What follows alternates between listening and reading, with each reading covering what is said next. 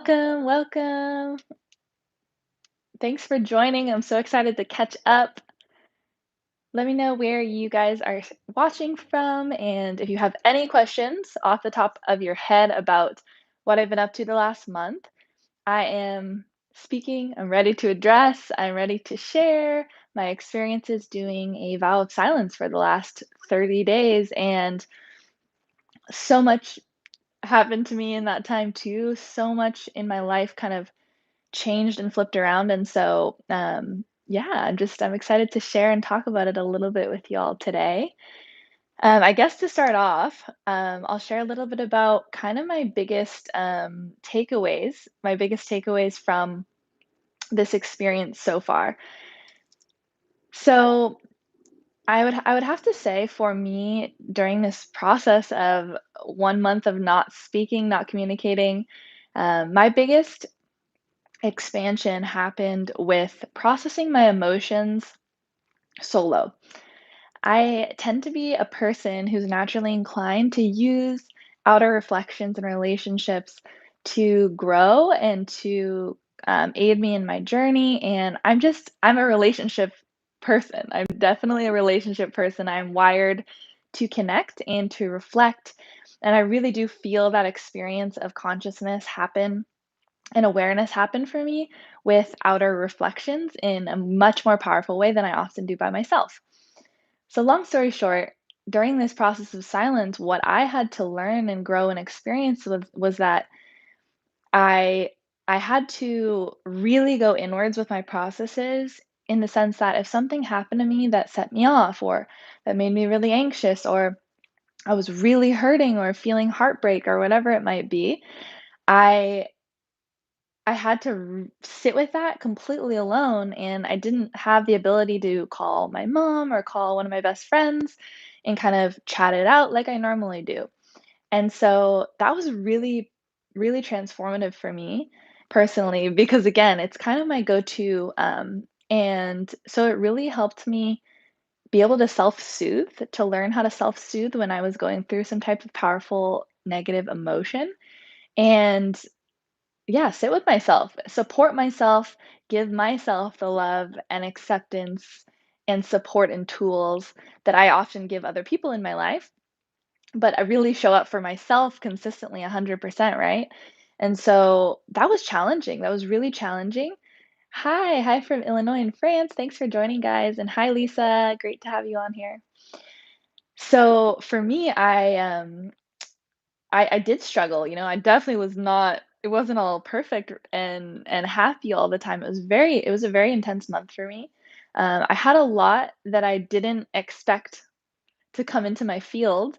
So here I am, right? Probably in the last video, if you guys saw when I said I'm leaving YouTube and saying goodbye, my intention was, this is gonna be hello from my neighbor in Irvine. So my intention was that I was gonna be doing this meditation and I was gonna be, getting really into my spiritual practices and being in bliss and peace and solace, and life had other plans. I had to go through a lot of different shifts in my personal life that I didn't see coming and that made me go through a lot of inner transformation, and I'm still processing that inner transformation. But yeah, I know, right? That's hilarious. And so I really had to be compassionate with myself this last month and do a lot of shadow work, inward processing, completion process, journaling, sitting with myself and being with myself. And so it wasn't what I expected, but that's kind of how life works, right? And my biggest thing I would want to share with all you guys listening is that I definitely encourage you to do at least a week of silence once a year. Like that's one thing I'm very inspired now that I've done this silence. It made me even more inspired to really go all in, and I'm looking forward to doing a full-fledged Vipassana retreat where I can actually be off technology completely, off my phone, not having to text or call, not having to do any work with any clients. Not that that's not wonderful, right? But it will give me that space to be in really, really deep silence. So I'm looking forward to going deeper into that journey eventually. But yeah, also encourage all you guys to try it out, even if it's for a weekend, even if it's for a 1 week. Like it's a really transformative process. So yeah, that's kind of my biggest things that I wanted to share about it. If anybody has any questions, I will look right now at the comments. Okay. I am good. How are you? Canada. Thanks for joining. It does feel good to be alive. How did you handle not speaking in public? Did you have a card or something that you showed?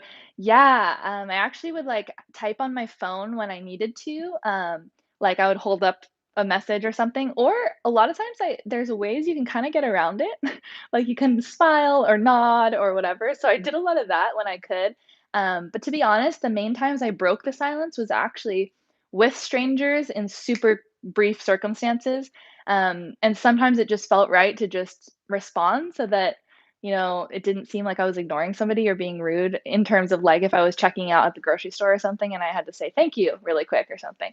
But I did still try to hold my phone up when I could and like type messages when I could when I was out and about.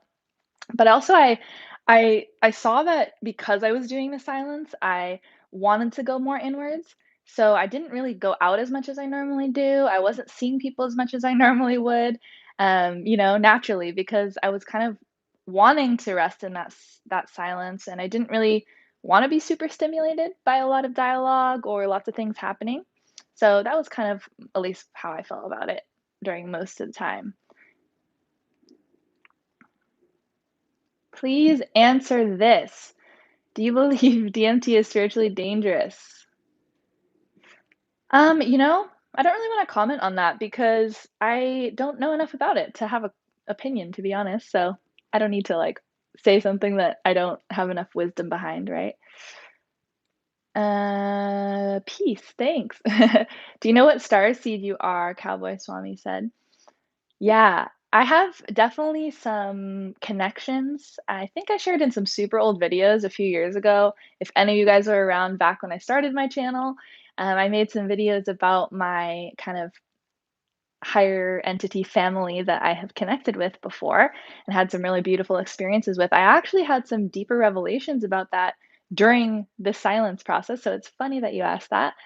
And what came up for me this time around, actually, more recently in the last month, I've been having a lot of remembrance and connection and messages and downloads from Lyrian, like the Lyrian people. So they're the beings that are kind of feline looking, and live. Believe they live in like 5 or 6D, and feel really really connected to them. I had a very cool experience the other day, connecting with them and connecting with myself in that realm, my higher self in that realm. So that was really cool. That's a fun question. Thanks for asking. Did you do yoga to involve the body? Oh, yeah, definitely. Did a lot of yoga and meditation. I made sure I was sticking to my morning routine, my normal morning routine, so that I was getting in all my practices.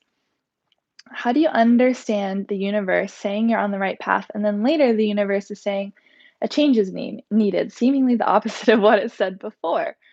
I think that's a beautiful little example of life itself that's constantly happening because there is no right path. There is no wrong path. There's no one path.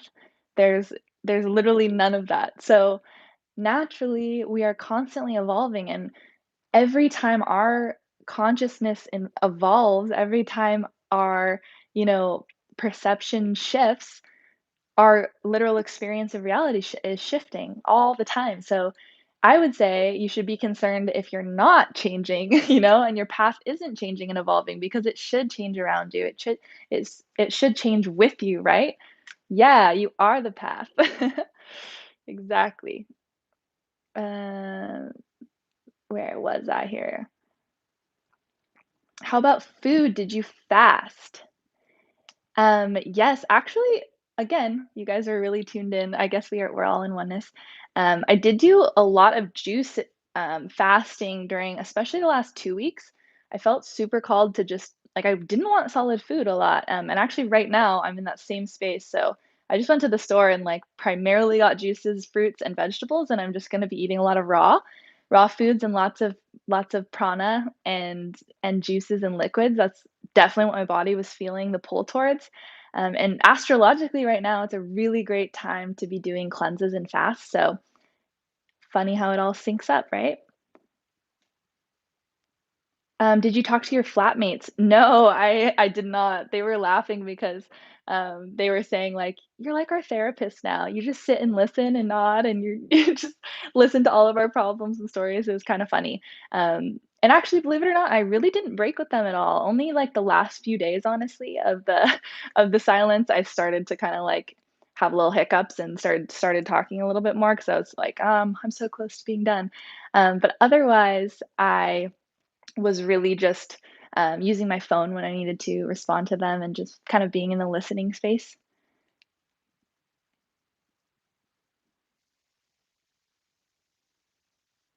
Okay.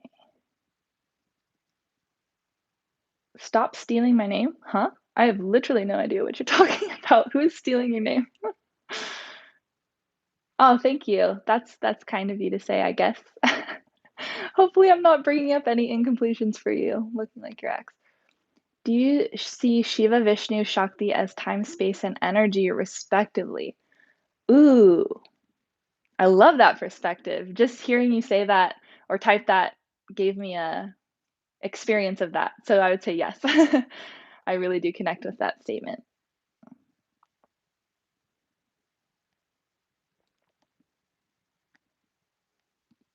Okay, coming back to sorry, I'm scrolling through here. Do Hindus pray? If they do that, do they do during puja? Yeah, I mean, Hindus definitely pray, absolutely. In the sense that there's so many forms of prayer, there's really no limitation to it. But it's not so much limited to the one form of prayer that we see in Western tradition and Abrahamic religions, where we're kind of separated from God and connecting to God as kind of a sinner or something lower than. In Hinduism, we connect with different gods and goddesses that really imbibe the qualities we want to experience. And of course, we can also seek their blessings and guidance in our lives as higher dimensional beings. But during puja and stuff, we're also just offering gratitude, and we're kind of entering the space of oneness with the deities and with the gods and goddesses, with the divine. So there's not so much of that concept of separation in most paths of Hinduism, that we are really in more oneness and Advaita with them. Where can we get your Ayurvedic herbs, Amir? You can get them at anandaayurveda.org. We are actually I'm really excited, guys. I have a new project in the works. I won't share too much, but I'm gonna be offering a really special thing soon where you can find out your dosha for free, via my website and then get a kind of bundle of herbs that are specific for your dosha. So I'm really excited to get to share that with you guys. And otherwise, definitely get on top of the herbs. Read the blogs I have on my website because they're the reason like I started with those products in the first place was because they are herbs that are really applicable for most doshas and that you can utilize daily for your entire life. They're rasayana herbs or rejuvenatory herbs. So they're not ones that we just use to to heal when we have something wrong. We use them to prevent issues and restore our digestive system, anti-age the body, keep all the best prana and life force in the body. Okay, coming back. Where were we?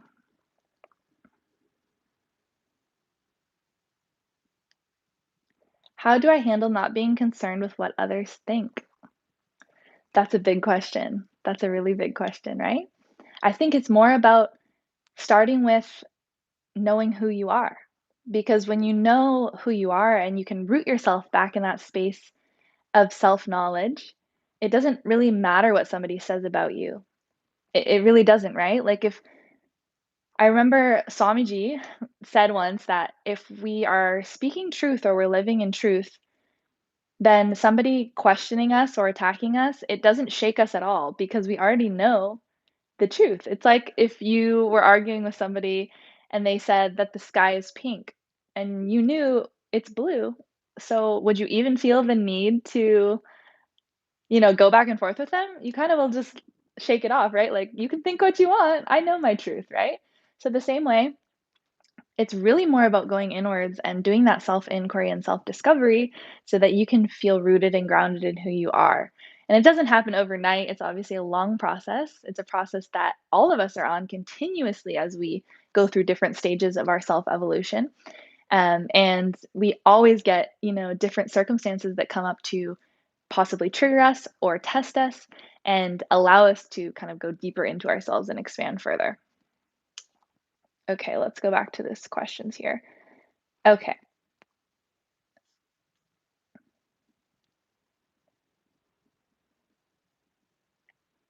The universe consists of four things. Yes, very cool. Please explain how the soul incarnates in multiple realities simultaneously.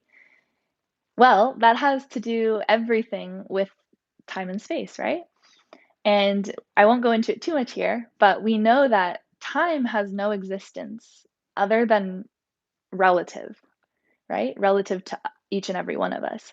Otherwise, it doesn't actually exist in a linear form. It exists more in a spiral. This is what the Vedas have talked about for thousands of years.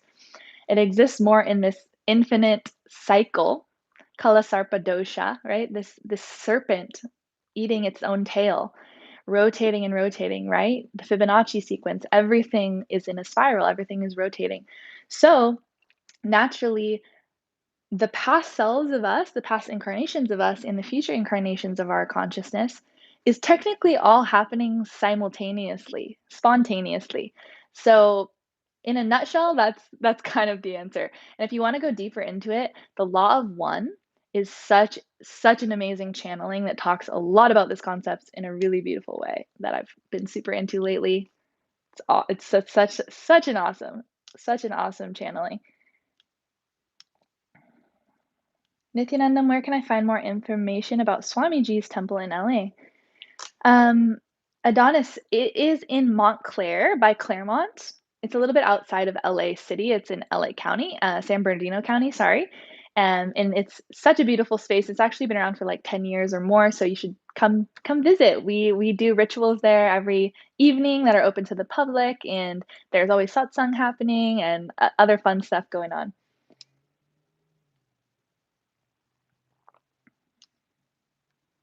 Did you talk to your dog?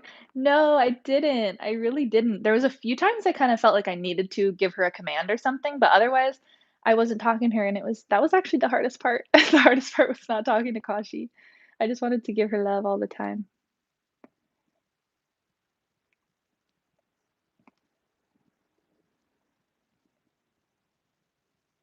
Nick, what's your opinion on gay people?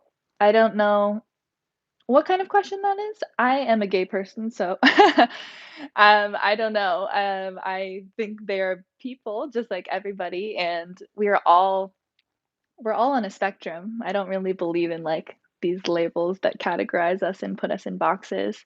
Um, Love exists, period. My ego fears and resists veganism. I've tried it twice and I haven't really done it properly.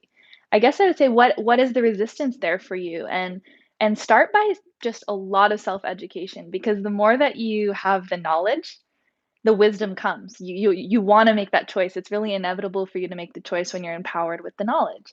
So check out like a lot of the amazing documentaries that are out there about the environmental impacts of meat and about the different, of course, animal rights issues and also the moral kind of ethical side too, and then the independent like effect it has on your health. All of those things will empower you to kind of go towards it, I believe, at least in my experience. That's been the case. Yeah, I have traveled. I've been astral traveling more recently, definitely. I think it's a important time for all of us to kinda harness those abilities, so to speak. Beth, what is the best way to learn about the completion process online? Great question. Actually, if you type the completion process Nithyananda here on YouTube, the playlist will come up. There's a little playlist of like a few videos. Go through those. It explains the whole thing. It's from actually the paid programs, but it's all uploaded for free. And it's really, really a beautiful way to go inwards and get to the root of our belief systems and our inner child and all of that. Highly recommend.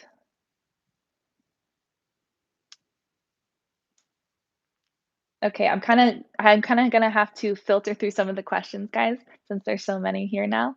Thank you, though. I appreciate all of you guys. Oh, Rahul, I'm so happy to hear that. That's amazing that you've manifested that abundance for yourself. Your energy seems much different. Yeah, I'm sure honestly, I'm sure it is. I do feel different.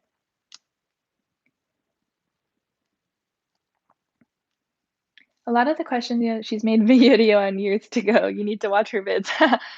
Thank you, yeah. I get it though, honestly, right? Sometimes people either don't know that I have the videos on it or they can't go back and, like, watch all of them, so it's okay. We love you. We understand. Oh, no, I lost my place. Sorry, y'all. Give me a second. Try not to skip all of this. Okay, here we go.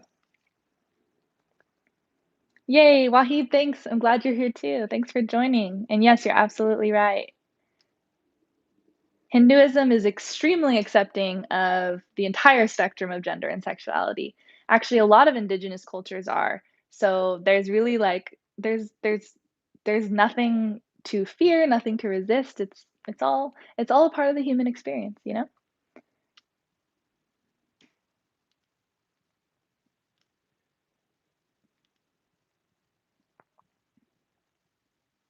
A blind man arguing with the color side. Is that a good analogy? Yeah, totally. Absolutely.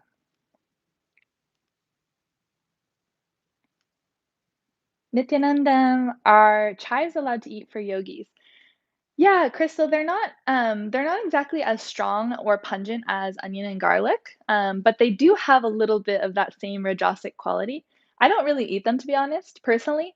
You can eat them in moderation if you feel like that's necessary for you or that helps you in some way. There's definitely a purpose and quality to them. They can bring more warmth into the body, etc. Hunter, have you ever done psychedelics? Yes, I have, and I've spoken about it on my channel. So check out. I've made I think two videos about that before. So you'll definitely be able to find them here. Why are we held karmically responsible for the wrong actions of the last body we inhabited? Because we're responsible for everything. We're responsible for all of life, like literally all of life.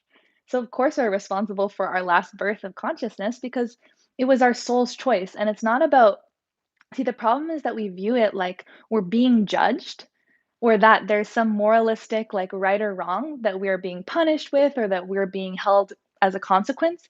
That's not how life works. All it is choice. It's literally just choice. It's what we've chosen before and what we're choosing now. That's literally as simple as that. There is no judgment. There is no judgment that exists on it. Thank you, thank you. Yes.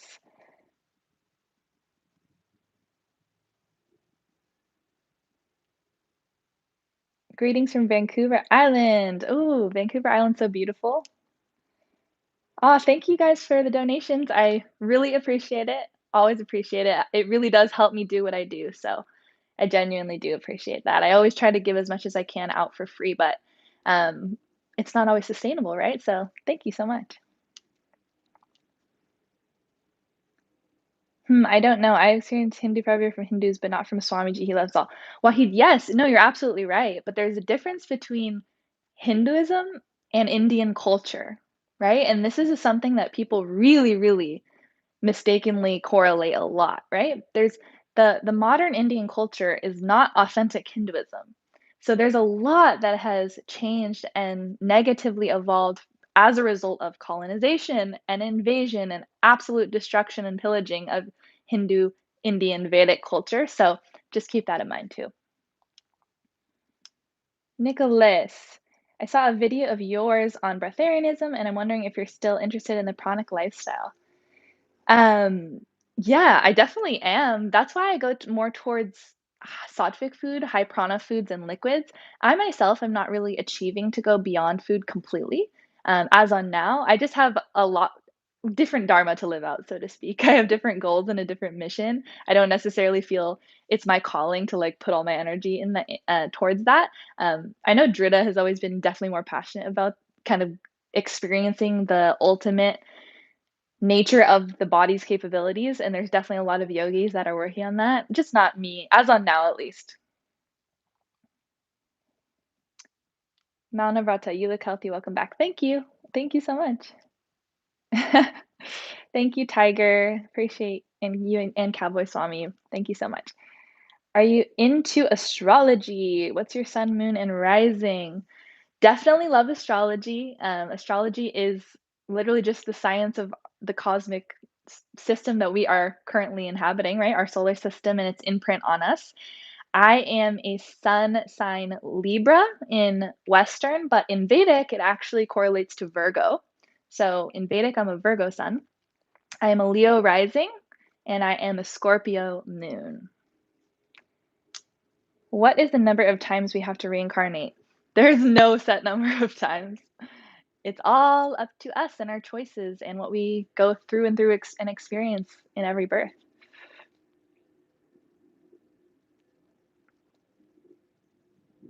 Greetings from Quebec. Awesome. We got a lot of people from Canada here and the UK. Thanks, Brian. So glad to be back. It's fun to catch up with everybody. Indie writer, are you concerned with all the natural disasters at the moment? Yes and no. Yes and no.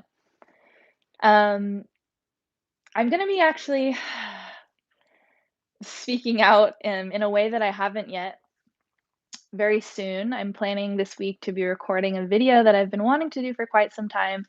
For a lot of you guys who have been following me or catching my live streams in particular here on YouTube, I have hinted at the fact that I've had some controversial opinions about what's going on in the world that I haven't been able to share on social media. So I'm actually going to be doing it. I was really, really inspired during this period of silence to rise up, to use my voice and my platform for sovereignty and for protection of rights that we need right now. So I'm going to be speaking on that topic, and it intermeshes with that question. So I will get to that. Stay tuned because I'm going to be breaking the silence in more ways than one and kind of speaking on some of these controversial issues happening in the world right now. Thank you. Thank you. You guys are funny. How is your brother? Send him my love. He's doing great. He's always traveling and adventuring. I will send him your love. I'm 22 and had a Kundalini awakening when I was 19. Now complex energy never feels to fascinate me. Beautiful. That's a blessing for sure. Thanks, Francisco. Good to be here. Thanks for coming too. Can't believe I'm seeing you. Yeah. I know it's been quite a while. I'm gonna be back online a lot more this week and going forward. No, Hunter, I've not heard of that person. Very cool. Guess who's back? Back again. Ronnie Plasmar seems to be the guy said. Oh, yeah. Thank you. Thank you for that advice. And from Sweden. Cool. Hello. What do you use on your hair? It is always so long and beautiful. I honestly don't do much with my hair. I think the secret is that I don't do much with my hair. I do not style it. I do not blow dry it. I don't use heat on it. Only once in a blue moon do I curl it for like special things. But otherwise, I don't put like hairspray. I don't use heat and stuff like that. So I think that definitely helps. I also really care about the shampoo and soaps that I use. I get really like high quality, very simple ingredient, no chemical, no paraben, all vegan, cruelty free stuff. So I'm sure that helps too. And then I also put oil on my hair, kind of as an Ayurvedic practice. So that definitely helps. But really, it's From the inside out, right? When we have a happy gut, our hair, our skin, our nails, it glows, it shows. Besides karma and free will and other contributing forces may affect present circumstances. Really? That's all. Those are I mean, from the Hindu perspective, that's the main thing, right? It's really about your soul's choices, evolution, and journey. So it's about the karma, the dharma, the mission that you're here to experience.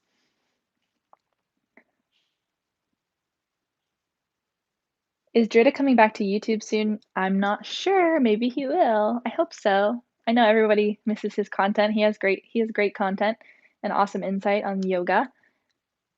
All right, guys. Well, I think I'm going to wrap up this stream. Thank y'all so much for all of your questions and greetings and love. It was really fun catching up with you all. I'm going to be going live on Instagram and TikTok this week, so make sure to follow me over there if you don't already. And also, make sure if you are interested in working with me more one-on-one or you want any spiritual coaching or counseling and or you have any mental or physical health issues that you want to heal in a natural way from the root cause, please connect with me at the links down below that I will add on after I exit out of here. And you can book a consultation with me. I'd love to work with some more of you guys and help shift all of our consciousness into where it needs to go for this new world that we're entering. Of course, Wahid, no problem. Thank you all again. Nithyanandam, everyone. See you next time.